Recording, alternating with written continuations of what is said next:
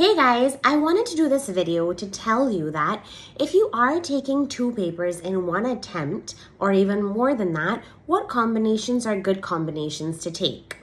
Now, I always felt, and what I did for myself, was that I always took a wordy paper along with a numbers paper. I never took 2 wordy papers, too much theory for me, or 2 numbers paper.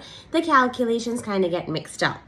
So if we're talking about wordy papers and numbers papers, you're talking about papers like you can take law with something like PM, or you can take AA with something like FR, or AA with something like FM. Those are nice combinations. If we're going to the professional level, you can do something like SBR with SBL. Now, those are nice combinations to take together in one attempt. Should you always take 2 papers in one attempt? Really depends on what your affiliations are with the papers. If you feel like you're good at both, then definitely take 2 in one attempt. But if you feel like you need to focus on one more, then use the fact that there are 4 attempts in the year. Maybe do 2 attempts where you're taking 2 papers each, and leave the other 2 attempts for papers that you find difficult that you need to focus on more. So you pass everything and you're doing it at a decent speed.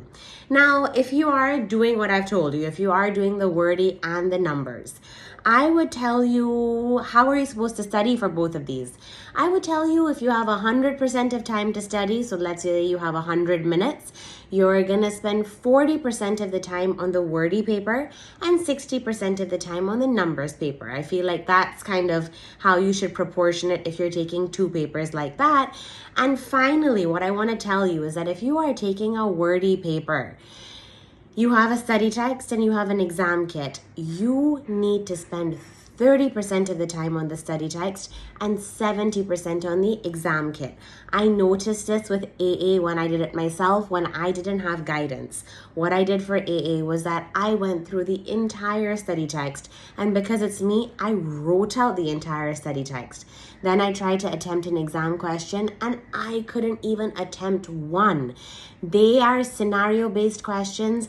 They want a little bit of knowledge and a lot of relation to the scenario.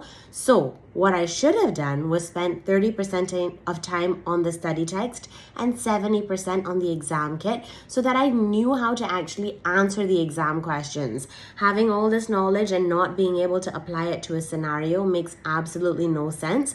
So spend your time wisely. Let's recap. Wordy with numbers paper. If you're doing a wordy and a numbers paper, the split between studying is 40% of your time on the wordy paper and 60% on the numbers paper.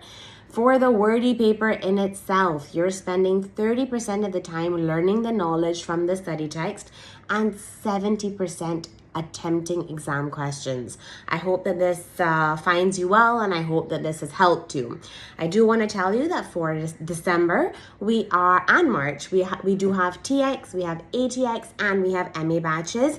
Looking forward to hearing from you guys. If you have any doubts, DM. The number is in the description.